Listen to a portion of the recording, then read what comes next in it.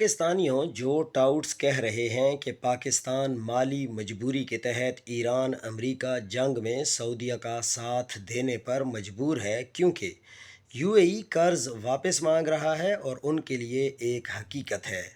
مفتاح اسماعیل کے مطابق متحدہ عرب امارات پر پاکستان کے $800 ملین 2006 سے واجب الادا ہیں P T C L deal کی مد میں۔ کیلکولیشن کے مطابق 6.5% شرح سود سے یہ رقم بڑھ کر تقریباً $2.8 ارب ہو چکی ہے، یعنی قریب $2 ارب صرف منافع بنتا ہے۔ صاف حل یہ ہے کہ پاکستان اپنی اصل رقم اور منافع کاٹ لے، باقی جو بنتا ہے ادا کر دے۔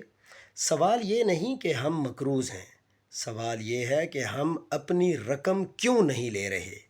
پاکستان کے پاس 30 ارب کے جہاز خریدنے کے پیسے ہیں تو قرض ادا کر کے اس جنگ میں نیوٹرل رہنے کا آپشن بھی موجود ہے، مگر پاکستان ایسا نہیں کرے گا کیونکہ بڑے صاحب امریکہ کو نہ نہیں کہہ سکتا، کیونکہ امریکہ اور بڑے صاحب اچھی طرح جانتے ہیں کہ پاکستان پہ اس کی حکومت اور قبضہ ناجائز ہے۔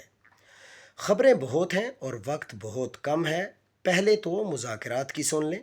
پاکستانی صحافیوں کو بڑوں نے روٹی ٹکر پر ہی ٹرخا دیا، لیکن غیر ملکی صحافیوں کو خبریں دیتے رہے، حتیٰ کہ اپنے پالش کے بکسے کو ہی ڈھول سمجھ کر بجا کر فرحان بھی ان مذاکرات کی خبر نہ لا سکا۔ بہرحال غیر ملکی صحافی جو اسلام آباد میں موجود تھے، ان کی خبروں کا خلاصہ یہ ہے کہ امریکی آئے، ان کا 1 پوائنٹ ایجنڈا تھا کسی بھی قیمت پر ہرمز کو کھلوانا۔ وہ امریکہ ایران کے ہرمز پہ مشترکہ کنٹرول کی ایران کا سختی سے انکار تھا۔ کنٹرول ایران کا ہی ہوگا۔ اس کے پیچھے ایک لمبا ایرانی موقف ہے جو 1974 میں ایران عمان معاہدے کی بھی وجہ بنا، اور اس بارے میں اسی دور سے ایک عالمی کنونشن پہ ایران کے دستخط نہ کرنے کی بھی وجہ بنا۔ البتہ امریکی کانگریس نے بھی اس کنونشن کی منظوری نہ دی تھی۔ ایران کا کہنا تھا کہ کنٹرول ان کا ہی ہوگا، لیکن ٹول اور باقی چیزیں طے کر لیں گے، یہ دیکھ کر کہ مجموعی معاہدے میں کیا ملتا ہے ایران کو۔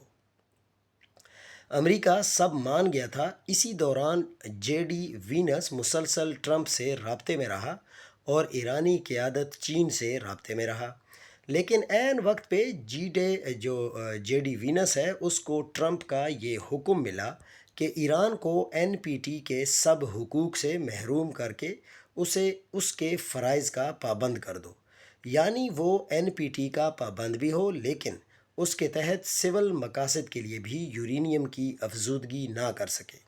اس بات پہ یہ مذاکرات ٹوٹ گئے اور جے ڈی وینس نے غصے سے بھری پریس کانفرنس کی۔ غصہ کس پہ تھا یہ خود اندازہ لگا لیں۔ اب آگے شروع ہوتا ہے ہمارا تجزیہ اور ہمارا تجربہ۔ ٹرمپ ایپسٹین فائلز کے ہاتھوں مجبور ہے، جن کا کنٹرول نیتن یاہو کے پاس ہے۔ وہ انکار کرتا ہے تو مرتا ہے، اس کے جرائم اس کے گلے کا پھندا بن جائیں گے۔ یوں امریکی وفد بغیر معاہدہ صلح کے واپس چلا گیا۔ یاد رہے کہ جنگ بدی اب بھی قائم ہے۔ اگلا سوال ہے ہماری ثالثی کا، یعنی پاکستان کا، کہ ہم تو ثالث تھے اور ثالثی کر بھی نہ سکے، یہ چمتکار کیوں ہوا؟ تو حالات یہ بتاتے ہیں کہ ہم چین، امریکہ، ایران اور سعودیہ سے روایتی طور پر اچھے تعلقات کے حامل تھے، تو اس معاہدے کے لیے ہمیں چنا گیا کیونکہ سبھی بنیادی معاملات پہ تیار تھے، صرف نوک پلک ہی سنوارنا تھا۔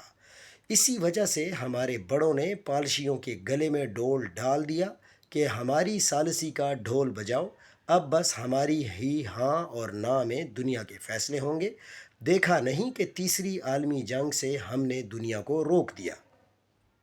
عین موقع پہ ہمارے بڑے صاحب کو اطلاع ملی کہ اسرائیل رنگ میں بھنگ ڈالنے کو تلا ہوا ہے، شاید امارات نے بتایا ہو، تو ہمارے بڑے صاحب نے خواجے سے اسرائیل کے خلاف ٹویٹ کروا دیا، لیکن جب اسرائیل نے ڈنڈا دیا تو ہمارے جو بڑے صاحب ہیں ان کو آگ لگ گئی اور انہوں نے پھر وہ ٹویٹ ڈیلیٹ کروا دی۔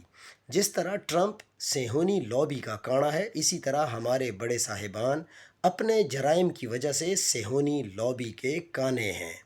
اب اگر ہم اپنے بڑے صاحب صہیونی لیبی کا کانا نہ ہوتا تو اردوان کی طرح ہی ڈٹ کر اسرائیل پہ انگلی رکھ کر بتاتا کہ اسرائیل یہ مذاکرات کامیاب نہیں ہونے دے رہا، اور ورنہ تو یہ سب طے ہے، اور اگر ایران NPT کی پابندیاں قبول کر لیتا ہے تو اس کے فوائد اٹھانا بھی اس کا حق ہے۔ عالمی قوانین جس طرح ہیں اس طرح کا ان کا اطلاق ہوگا، لیکن ہمارے بڑے صاحب کبھی بھی اسرائیل کے خلاف بول نہیں سکتا، یہ اس کی بھی مجبوری ہے، ورنہ حکومت سے جائے گا اور انسانیت کے خلاف جرائم کا مرتکب عالمی مجرم ٹھہرایا جائے گا۔ یہ بڑے صاحب کو بھی علم ہے، سو اس سے پالیسیوں کو ایران کے پیچھے لگا دیا، لیکن چند دنوں میں پھر بدل جائے گا۔